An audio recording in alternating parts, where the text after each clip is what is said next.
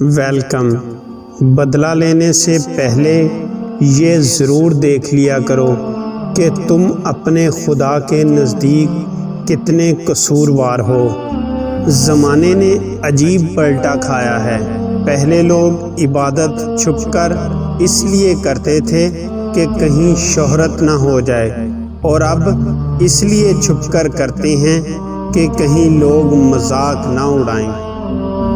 اپنے دشمنوں کو اپنی کامیابی سے مارو اور اپنی مسکراہٹ سے دفناؤ۔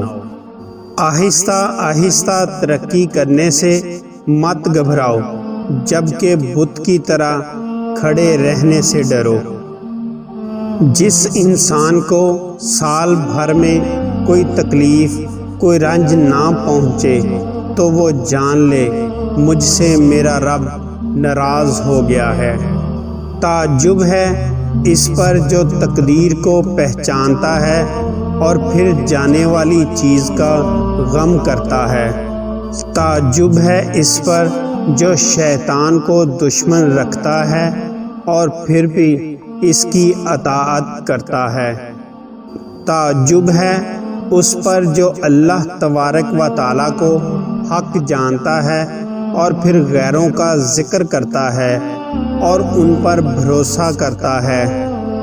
تعجب ہے اس پر جو دوزخ کو حق جانتا ہے اور پھر گناہ کرتا ہے۔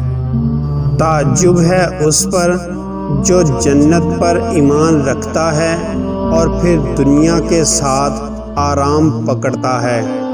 تعجب ہے اس پر جو موت کو حق جانتا ہے اور پھر ہنستا ہے۔ تین چیزیں محبت بڑھانے کا موجب ہیں۔ ایک، سلام کرنا۔ نمبر 2، دوسروں کے لیے مجلس میں جگہ خالی کرنا۔ نمبر 3، مخاطب کو بہترین نام سے پکارنا۔ نعمت کا نامناسب جگہ خرچ کیا جانا ناشکری ہے۔ مت رکھ امید کسی سے مگر اپنے رب سے، اور مت ڈر کسی سے مگر اپنے گناہوں سے۔ آہستہ بولنا، نیچی نگاہ رکھنا، میانہ چال چلنا ایمان کی نشانی ہے۔